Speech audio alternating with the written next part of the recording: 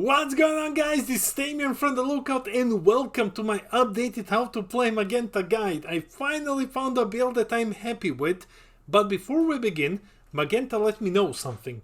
Magenta told me that he is very impressed with the effort that all of you have put in to help us reach our goal, and even if we fall short, which we might actually do, Magenta is super proud of all of you, so he decided to give me a €5 card market coupon to give away to one lucky winner. So all you need to do is comment on this video, hit that like button, and 24 hours after this video releases, I'll pick a random winner. I will let you know in the community tab, so be sure to check it out tomorrow. Now, roll the video. Card Market is Europe's largest platform for all TCGs. Always find the right cards by buying and selling them across Europe with other players and collectors. Be it singles, boosters, booster boxes, or any other accessories, you name it. Card Market is the place to get them safely, securely, and readily available. Let's start off with the game plan. The boss is back and he has a huge power up. He has the metal suit on, and the metal suit allows him to play extra cards in unisons. We are not playing unisons, by the way. Your plan is to keep discarding your opponent's hand while barely interacting with them. So we just want to disrupt their hand, get it to low enough numbers so that we can hit them, and once they fill their hand we can just disrupt it and remove everything again. We're using extra cards mainly to defend ourselves, plus there is a crazy interaction in this deck which we're also looking to abuse. Like there is this one card that lets us punish our opponents for daring to even attack the boss. Let's dive into the deck. We need to go over the update so that you can understand what's changed in the deck. The boss can now use extra cards in unisons. He got an errata saying that he cannot use non-villainous battle cards. Everything else goes. Keep in mind that this restriction doesn't affect the Z deck, so you can still put whatever you want into your Z deck.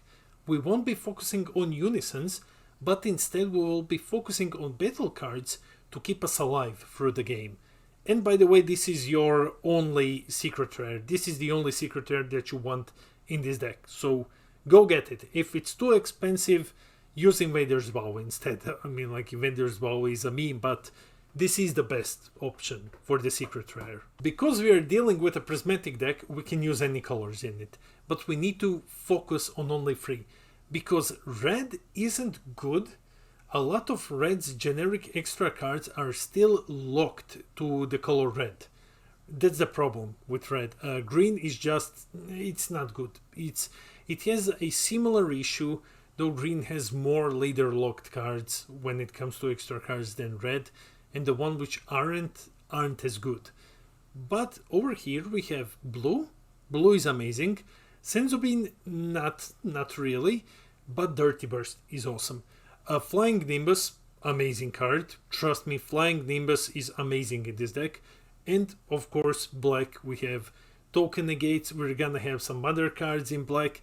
These are the 3 best options when it comes to colors. Someone is going to ask this, so I need to explain this briefly. No unisons.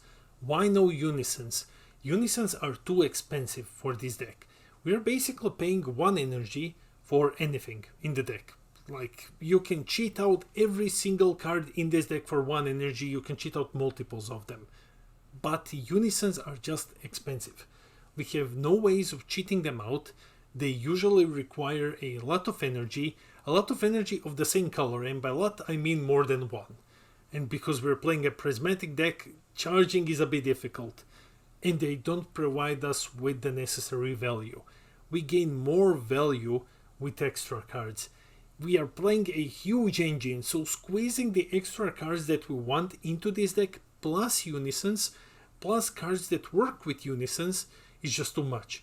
Now imagine that you're running a green version, mono green version, and you're squeezing in some other cards like Nimbus, for example, because you're playing some yellow as well, and then you need to put like 4 Dark Brawlies and 4 Dormant Potentials along with your entire engine and all of your black extra cards. It's too much.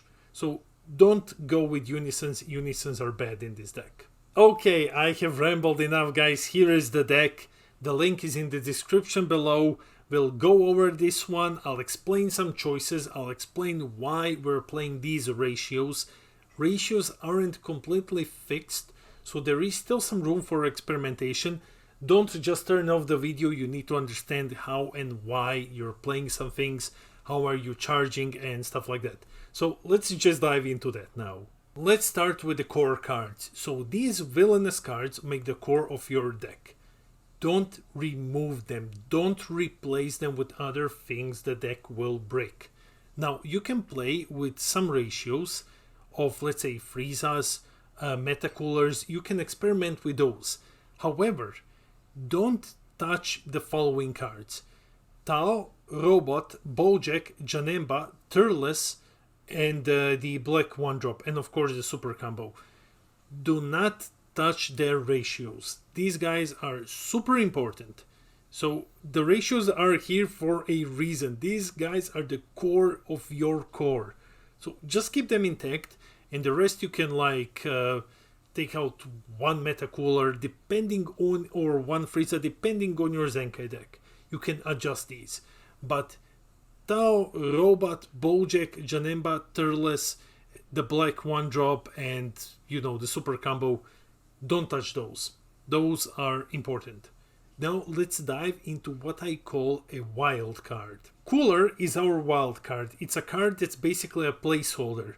So when you're looking at the deck build, think of Cooler as, okay, I'm replacing this for something else that better suits my build. And he's usually here to be replaced for Nimbus or for some other extra cards. You can replace Slug if you want to. I prefer playing Slug, though Cooler is an amazing card for 1 energy. Cooler is absolutely amazing, though I keep Slug in because I'm playing Nimbus. I will go over the possible replacements right now. These are our replacements, so either go with Nimbus or go with Dirty Burst.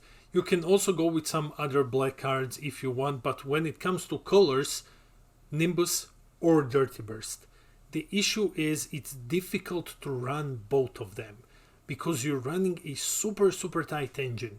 For example, I'm running 2 copies of Slug and I'm running 2 copies of Beerus. Beerus is here because of the offering. Offering for 1 energy is amazing. But Nimbus wants you to discard a yellow card. So we're running Slug so that we can just discard something.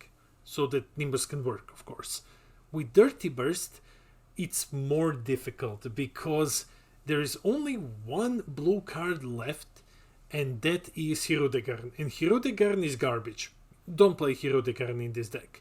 So with Dirty Burst, you need to charge 2 blue energy, and you really don't want to do that.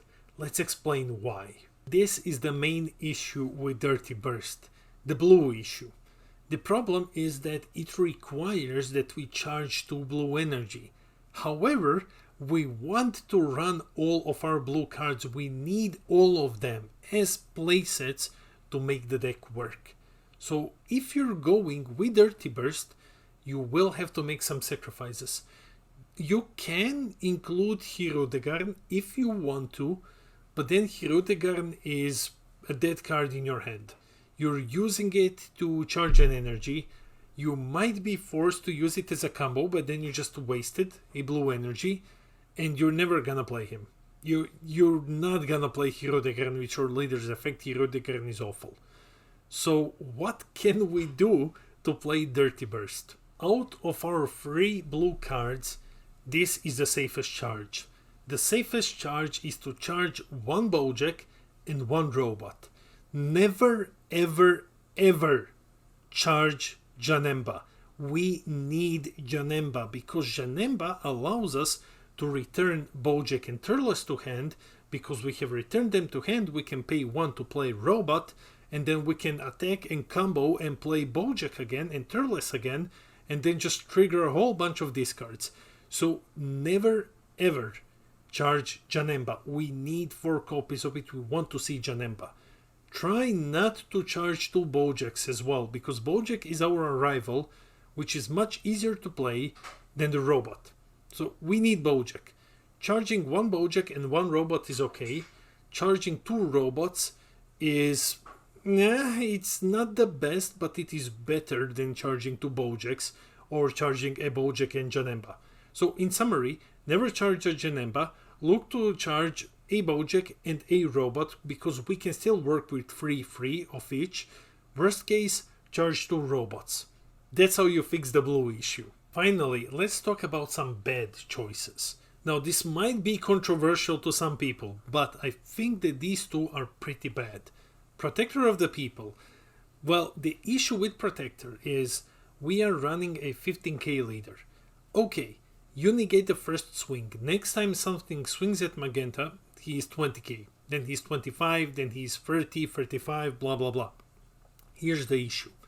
The issue is that early 25, 20 plus, so 25 to 30, maybe even 35 plays are becoming a standard in Dragon Ball. Like you can cheat out 20, 25, 30k guys very often, like by turn 2, turn 3. So Protector isn't as good as it used to be, like 4 sets ago. It's better to just play Nimbus or Playtime's Over, just a hard negate. Preferably Nimbus if they have a lot of things on the field. It's much better than Protector. Senzobin would have been amazing without the errata, but because of the errata, Senzobin is actually bad in this deck. Here's the thing, we'll only use it in defense, right? But all of our extra cards cost 1 energy or 0 energy, and none of them have actual follow-ups, which means that we've just let an attack through to give ourselves a plus 5k buff to restand an energy which we don't really need. So don't go with Senzobin. All of your extra cards that you're using for defense are either free or they just cost 1. Let's talk about our playstyle. So this time around we're playing very passively. We can be aggressive in the early turns, like turn 1, turn 2. After that, we're switching gears to passive, because we want to get at least some damage in early on.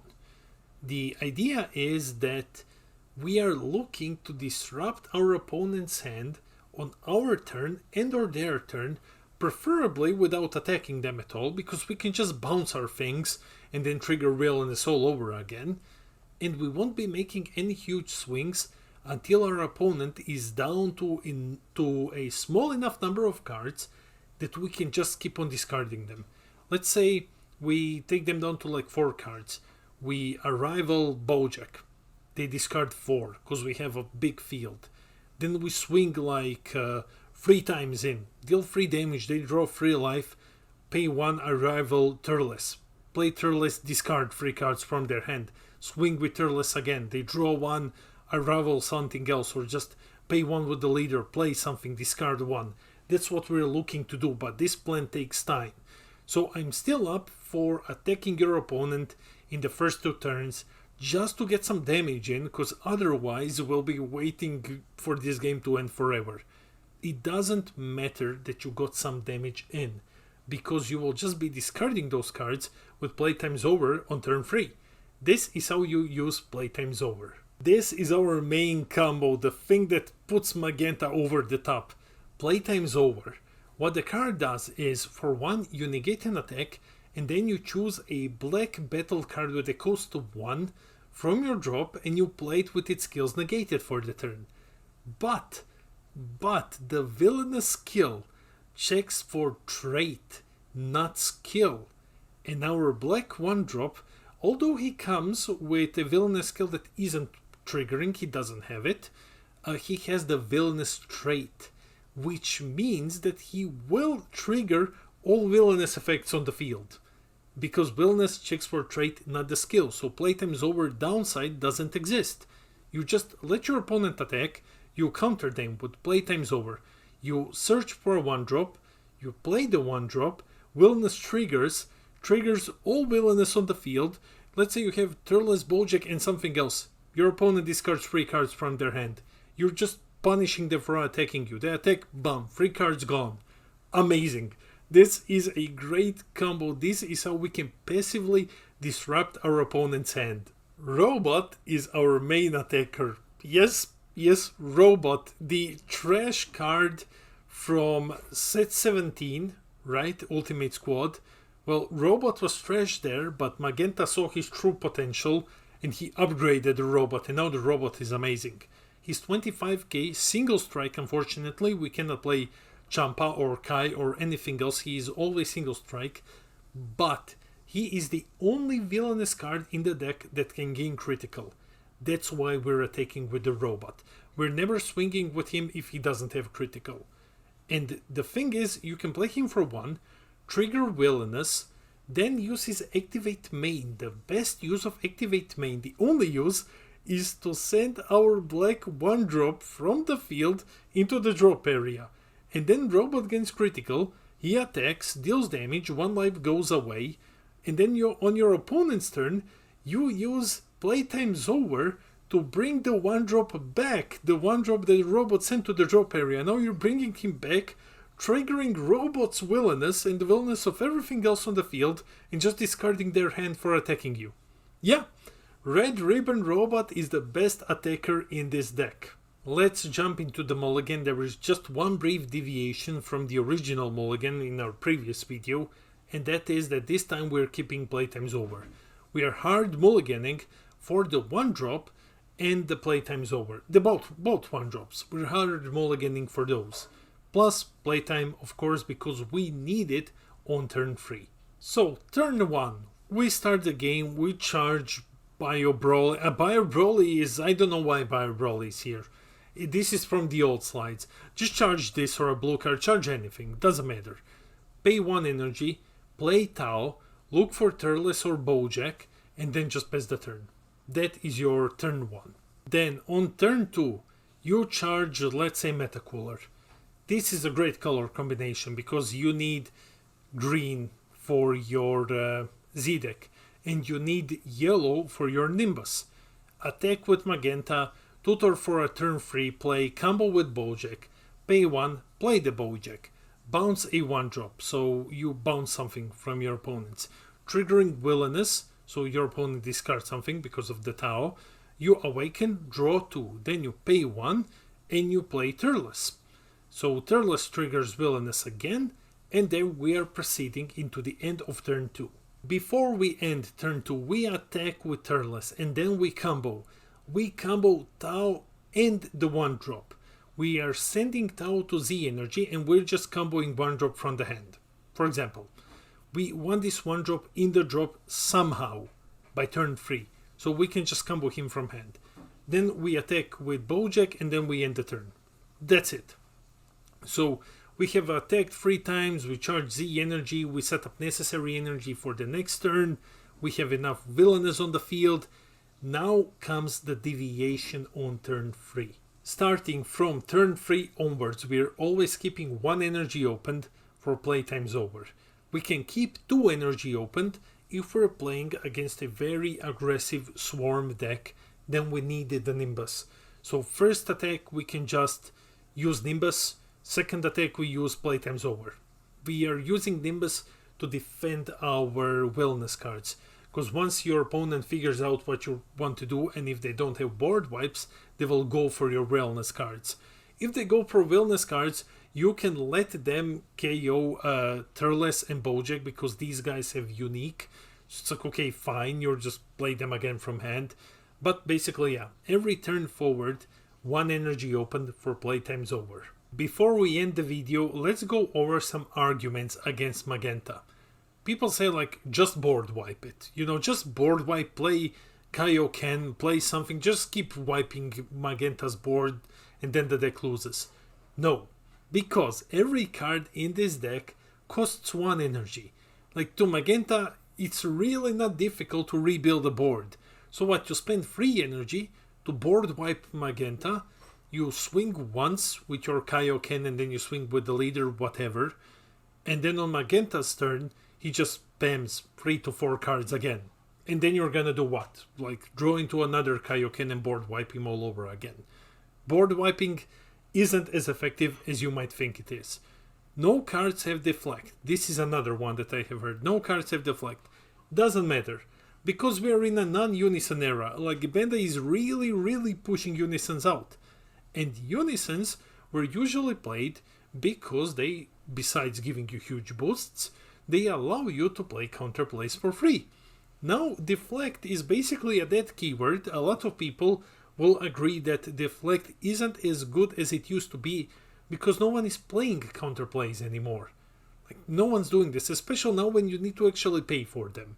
So, no cards have deflect, non-argument, doesn't matter. Finally, the deck has no protection. It doesn't have any barrier, it doesn't have deflect, barrier, nothing. No indestructible, nothing.